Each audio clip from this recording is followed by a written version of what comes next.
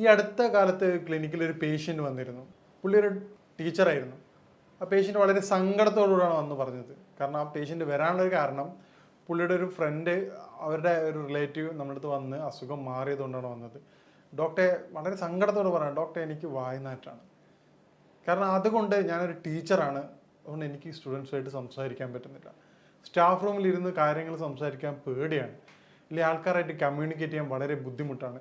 Doctor, ഞാൻ എല്ലാ mouth വാഷും എല്ലാ സാധനങ്ങളും റെഗുലറായിട്ട് ഉപയോഗിക്കുന്നതാണ്, വളരെ കൃത്യമായിട്ട് ഹൈജീനിക്കായിട്ട് പോകുന്ന ഒരു വ്യക്തിയാണ്, യാതൊരുവിധ ദുശീലങ്ങളില്ലാത്തൊരു വ്യക്തിയാണ്. എന്നിട്ടും ബ്രഷ് ഡെയിലി ഞാൻ ഫുഡ് കഴിച്ചാലും ഇപ്പം സ്കൂളിൽ പോലും ബ്രഷ് കൊണ്ടാണ് പോകാറുള്ളത്, എന്നിട്ട് പോലും എനിക്ക് വായ്നാറ്റം വരികയാണ്. എന്താണ് ഡോക്ടർ അതിൻ്റെ കാരണം? ഞാൻ ആ പുള്ളിയോട് പറഞ്ഞു, ഇതിൻ്റെ വായ്നാറ്റത്തിൻ്റെ യഥാർത്ഥ കാരണം വരുന്നത് കേവലം വായിൽ നിന്നല്ല, അത് വയറുമായിട്ട് ബന്ധപ്പെട്ട ഒരുപാട് കാരണങ്ങളുണ്ട്. അതിൽ ഏറ്റവും പ്രധാനപ്പെട്ടത് വയറുമായി ബന്ധപ്പെട്ടതാണ് അതിൻ്റെ കാരണം. അപ്പോൾ ആ രൂപത്തിൽ വ്യക്തിയെ ട്രീറ്റ് ചെയ്യും, വളരെ എളുപ്പം തന്നെ പൂർണ്ണമായിട്ടും നമുക്ക് മാറ്റിയെടുക്കാൻ പറ്റും. ഞാൻ ഡോക്ടർ സയ്യിദ് മുഹസിൻ.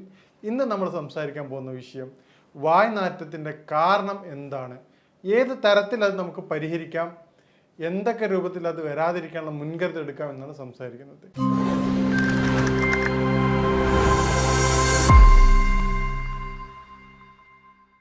വായ്നാറ്റത്തിൻ്റെ ഏറ്റവും പ്രധാനപ്പെട്ട കാരണം കൃത്യമായ രൂപത്തിലുള്ള ദഹനക്കുറവാണ്.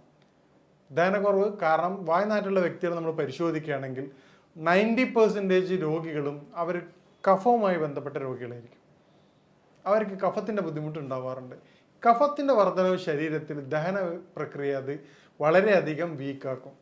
ഈ രൂപത്തിൽ വീക്കാകുന്നതോടുകൂടി കൃത്യമായ ദഹനമില്ലായ്മയും പിന്നീട് ആ കഫം അവിടെ കിടക്കുന്നുണ്ടാകുന്ന സ്മെല്ലാണ് യഥാർത്ഥത്തിൽ വായ്നാറ്റായിട്ട് പുറത്തു വരുന്നത്. ഇത് നമ്മൾ കേവലം മൗത്ത് വാഷ് ഉപയോഗിക്കുമ്പോൾ ഏറ്റവും പ്രധാനപ്പെട്ട പ്രശ്നം എന്താണ്, മൗത്ത് വാഷിൻ്റെ നോർമലി മൗത്ത് വാഷിൻ്റെ ഏറ്റവും പ്രധാനപ്പെട്ട ഒരു കണ്ടൻറ്റ് ആൽക്കഹോളാണ്. ഈ ആൽക്കഹോൾ ഉപയോഗിക്കുന്നതുകൊണ്ട് ഈ കണ്ടന്റ് ബേസ് സാധനം നമ്മുടെ നോർമൽ ബാക്ടീരിയയുടെ ബുദ്ധിമുട്ടും മൗത്ത് ഡ്രൈ ആക്കുകയും ചെയ്യും. ഇത് വായ്നാറ്റത്തിനെ വളരെയധികം ത്വരിതപ്പെടുത്തുകയാണ് വേറെ തരത്തിൽ ചെയ്യുക. ടെമ്പററി സൊല്യൂഷൻ എന്നുള്ള അടിസ്ഥാനത്തിൽ ആ ഒരു സമയത്ത് മാത്രം മാറ്റം ഉണ്ടായി. അപ്പോൾ ഈ തരത്തിൽ കൃത്യമായ രൂപത്തിൽ ചെയ്യുന്ന വ്യക്തികൾ ഈ രൂപങ്ങൾ സ്വീകരിക്കുമ്പോൾ അത് ഗുണത്തേക്കാളേറെ ദോഷമാണ് ഉണ്ടാവുക. അപ്പോൾ എന്താണ് അതിൻ്റെ കാരണങ്ങൾ എന്ന് നമുക്ക് പരിശോധിക്കാം. മേൽ പറഞ്ഞതുപോലെ ഈ കഫത്തിൻ്റെ ബുദ്ധിമുട്ട് ഉണ്ടാക്കുന്നതിൻ്റെ കാരണമായിട്ടുള്ള കൃത്യമായ സമയത്തല്ലാതുള്ള കുളികൾ, പിന്നീട് ഈ കഫത്തിൻ്റെ പ്രയാസങ്ങൾ വരുമ്പോൾ ശരീരത്തിൽ ഉദാഹരണത്തിന് ഏറ്റവും പ്രധാനമായിട്ട് കണ്ടുവരുന്ന പ്രശ്നമാണ് അലർജി. ഈ ബുദ്ധിമുട്ടുള്ള ആൾക്കാർക്ക് ഒരു 70 to 80% പേഷ്യൻസ് പറഞ്ഞാൽ ഡോക്ടർ എനിക്ക് തുമ്മലിൻ്റെ ബുദ്ധിമുട്ടുണ്ട്, അല്ലെങ്കിൽ എനിക്ക് മൂക്കൊലിപ്പിൻ്റെ പ്രയാസമുണ്ട്, തലവേദനയുണ്ട്, അസിഡിറ്റി പോലെ തന്നെ എനിക്ക് ഏറ്റവും പ്രധാനപ്പെട്ട ബുദ്ധിമുട്ടാണ് ഡോക്ടറെ വളരെയധികം കഫത്തിൻ്റെ, കാരണം തല കുനിക്കുന്ന സമയത്ത് തലക്കനം വരികയാണ്. അപ്പോൾ കഫത്തിൻ്റെ ബുദ്ധിമുട്ട് എന്തൊക്കെയാണ് ശരീരത്തിൽ കാണിക്കുന്നത് ആ എല്ലാവിധ ലക്ഷണങ്ങളും ആ വ്യക്തി പറയുകയാണ്. അപ്പോൾ ഈ കാരണം നമ്മൾ പറയുമ്പോഴാണ് അവർ പറയുന്നത് ഡോക്ടർ ഇതെനിക്കുണ്ട്. അപ്പോൾ കഫം വരാതിരിക്കാൻ എന്തൊക്കെ ശ്രദ്ധിക്കുക എന്നുള്ളത് നോക്കുകയാണെങ്കിൽ നമുക്ക് വായ്നാറ്റം ഒരുവിധം വരെ നമുക്ക് പരിഹരിക്കാം. അതിനുള്ള മാർഗ്ഗങ്ങൾ നമ്മൾ അവസാനം വിശദമായിട്ട് വിശദീകരിക്കുന്നതാണ്.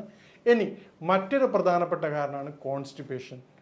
കൃത്യമായ ശോധനയില്ലായ്മ വായ്നാറ്റത്തിൻ്റെ മറ്റൊരു പ്രധാനപ്പെട്ട കാരണമാണ്. കാരണം ഇന്നത്തെ ലൈഫ് സ്റ്റൈൽ കൊണ്ട്, കൃത്യമായ ഉറക്കക്കുറവില്ലാത്തത് കൊണ്ട്, രാത്രി വളരെ വൈകിട്ട് ഉറങ്ങുകയും രാവിലെ ലേറ്റായിട്ട് എഴുന്നേൽക്കുകയും ചെയ്യുന്നതിലൂടെ ദഹന പ്രക്രിയ വളരെ കുറവാണ്. ഇതേ രൂപത്തിൽ തന്നെയാണ് ഹൈ കലോറി ഫുഡ്. നമ്മൾ കഴിക്കണ ഭക്ഷണം, ഉദാഹരണത്തിന് നമുക്ക് ആവശ്യത്തിലധികമുള്ള കലോറി ഫുഡാണ് ഇന്ന് കഴിക്കുന്നത്. ജങ്ക് ഫുഡായിട്ടായാലും മറ്റെല്ലാ രൂപത്തിലേക്ക് കഴിഞ്ഞാൽ, ഇപ്പം ജങ്ക് ഫുഡ് മാത്രമല്ല, നമ്മൾ പൊതുവേ ഡോക്ടേഴ്സ് കുറ്റപ്പെടുന്ന കാര്യമാണ് ജങ്ക് ഫുഡ്.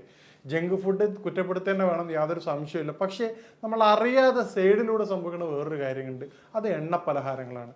നമ്മൾ കഴിക്കുന്ന ഒരു സമൂസയൊക്കെ കഴിച്ചാൽ നോർമലി അതിൻ്റെ കലോറിക് വാല്യൂ എന്ന് പറഞ്ഞു കഴിഞ്ഞാൽ ഒരു 3 to 4 കിലോമീറ്റർ സഞ്ചരിക്കാനുള്ള എനർജി ഒരു സമൂസയിലൂടെ കിട്ടുന്നുണ്ട്.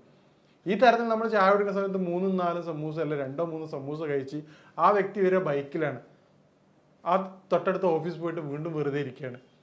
പിന്നീട് കഴിക്കുന്ന ബർഗർ, അതുപോലെ ഓരോ ഫുഡ് കഴിക്കുന്നത് ഹൈ കലോറി ഫുഡാണ്. ഇത് നമ്മുടെ ബാലൻസിങ് ഇൻ ആൻഡ് ഔട്ടിൻ്റെ റേഷ്യോ യാതൊരുവിധ പൊരുത്തപ്പെടാത്ത രൂപത്തിലേക്ക് മാറുകയാണ്. ഇത് നമ്മുടെ ഫുഡ് സ്റ്റൈൽ മാറുന്നതോടുകൂടി കൃത്യമായ ഫിസിക്കൽ മൂവ്മെൻറ്റ്സ് ഇല്ലാത്ത അവസ്ഥ, നേരത്തെ പറഞ്ഞ പോലെ സഡൻഡറി ലൈഫ് സ്റ്റൈലിൻ്റെ കാരണമായിക്കൊണ്ട് വൈകി ഉറങ്ങി എഴുന്നേൽക്കുന്ന വ്യക്തി രാവിലെ കുളിച്ച് എഴുന്നേറ്റ് ഉടനെ ബൈക്കോ കാറോ എടുത്തിട്ട് ഓഫീസിലേക്ക് പോവാണ്. പിന്നീട് ഇതേപോലെയാണ് വൈകിട്ട് വരുന്നത്. കൃത്യമായ വ്യായാമത്തിന് സമയം അവർ കിട്ടാറില്ല. പിന്നെ ഓഫീസ് ഡോർ ടു ഡോറാണ്.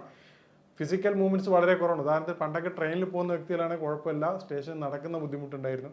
നടക്കാനുള്ളൊരു ടൈം പോലും നമുക്ക് ഫിസിക്കൽ ആക്ടിവിറ്റീസ് കിട്ടാറുണ്ട്. ഇന്ന് സ്റ്റേഷനിലായാലും എല്ലാം നമുക്ക് ബൈക്ക് അല്ലെങ്കിൽ ഡോർ ടു ഡോറാണ്, കാറോ ബൈക്കോ കാര്യങ്ങളാണ് 90% പീപ്പിൾസ് ഉപയോഗിക്കുന്നത്. ഇത്തരത്തിൽ ഫിസിക്കൽ മൂവ്മെൻറ്റ്സ് കുറയുമ്പോൾ ശരീരത്തിൽ കോൺസ്റ്റിപ്പേഷൻ വന്ന് കണ്ടുവരാറുണ്ട്. ഇത് വായുനാറ്റത്തിൻ്റെ പ്രധാനപ്പെട്ട ഒരു വില്ലനാണ്. അപ്പം നിങ്ങൾക്ക് ഈ കോൺസ്റ്റിപ്പേഷൻ കൊണ്ടാണ് വായുനാറ്റം വരുന്നത്. വായുനാറ്റമുള്ള വ്യക്തികൾ കോൺസ്റ്റിപ്പേഷൻ അടിയന്തരമായിട്ട് ക്ലിയർ ചെയ്യേണ്ടതാണ്. അപ്പോൾ കോൺസ്റ്റിപ്പേഷൻ ക്ലിയർ ചെയ്യേണ്ട കാര്യം നമ്മൾ അവസാനം വിശദമായിട്ട് സംസാരിക്കുന്നുണ്ട്. പിന്നീട് ഉണ്ടാവുന്ന ഏറ്റവും പ്രധാനപ്പെട്ട ഒരു കാര്യമാണ് DNS, ഡീവിയേറ്റഡ് നാസൽ സിസ്റ്റം. മൂക്ക് വളഞ്ഞിട്ടുള്ള പേഷ്യൻസിന് വായുനാറ്റം കണ്ടുവരാറുണ്ട്. തുടർച്ചയായിട്ടുള്ള സൈനസൈറ്റിസ്, നേരത്തെ പറഞ്ഞ കഫത്തിൻ്റെ ബുദ്ധിമുട്ടുണ്ടാവുന്ന സൈനസൈറ്റിസ് ഉള്ള ബുദ്ധിമുട്ടുള്ള സൈനസ് ഇൻഫ്ലമേഷൻ ഉള്ള പേഷ്യൻസിന് ഈ പറഞ്ഞ വായുനാറ്റം വളരെ കോമൺ ആയിട്ട് കണ്ടുവരാറുണ്ട്. ഈ പറയുന്ന കാരണങ്ങളുള്ള വ്യക്തികൾ അതാത് കാരണങ്ങൾ ക്ലിയർ ചെയ്യാത്തിടത്തോളം കാലം നിങ്ങളെ ഈ അസുഖം നമുക്ക് പൂർണ്ണമായിട്ടും മാറ്റിയെടുക്കാൻ പറ്റാറില്ല. അതുകൊണ്ടാണ് പറഞ്ഞത്, ആ വന്ന പേഷ്യൻസിൻ്റെ തൊട്ട് മുമ്പ് അവർ റെഫർ ചെയ്ത പേഷ്യൻസിൻ്റെ അസുഖം വയറിൻ്റെ ബുദ്ധിമുട്ടായിരുന്നു. പക്ഷേ ഈ പറഞ്ഞ ടീച്ചറുടെ ബുദ്ധിമുട്ട് എന്താണെന്ന് കഫത്തിൻ്റെ ബുദ്ധിമുട്ടായിരുന്നു. അതുകൊണ്ടാണ് ഓരോ വ്യക്തികൾക്കും വ്യത്യസ്ത തരത്തിലാണ് അതിൻ്റെ രോഗകാരണം ഉണ്ടാകുന്നത്. ഈ രോഗകാരണങ്ങൾ മനസ്സിലാക്കാതെ നമ്മൾ ട്രീറ്റ് ചെയ്യുകയാണെങ്കിൽ അത് പൂർണ്ണ അർത്ഥത്തിലുള്ള ട്രീറ്റ്മെൻറ്റ് ആകില്ല. പിന്നീട് വരുന്ന കാര്യമാണ് സ്മോക്കിംഗ്. സ്മോക്കിങ് വായുനാറ്റത്തിൻ്റെ ഒരു പ്രധാനപ്പെട്ട ഘടകമാണ്. കാരണം അത് കൃത്യമായിട്ടുള്ള ഗ്യാസ്ട്രിക് പ്രോബ്ലം ക്രിയേറ്റ് ചെയ്യും. അത് പിന്നീട് ഇൻഡൈജഷനിലേക്ക് മാറുകയും ചെയ്യാറുണ്ട്. പിന്നീട് വരുന്നൊരു കാരണമാണ് സ്നീസിങ്, അലർജി, തുമ്മൽ.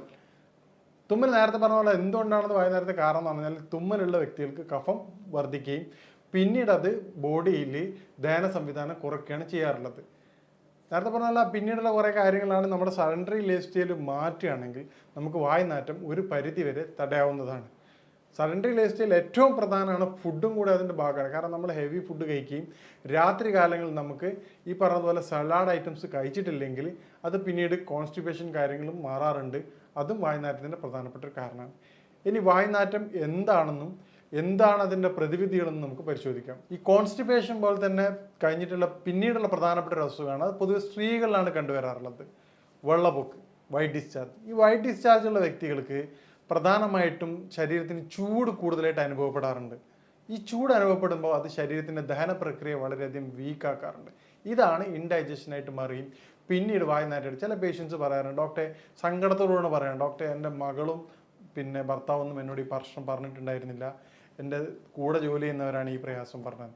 അപ്പോൾ എനിക്ക് പറയാനുള്ളത്, നിങ്ങളുടെ വീട്ടിലുള്ള ആൾക്കാർ പറഞ്ഞ് സപ്പോർട്ട് ചെയ്യേണ്ടതാണ്. കാരണം പുറത്തുനിന്നുള്ളൊരു വ്യക്തിയെ പറഞ്ഞ് അറിയിക്കുമ്പോൾ അവർക്ക് വളരെയധികം പ്രയാസം ഉണ്ടാവാറുണ്ട്.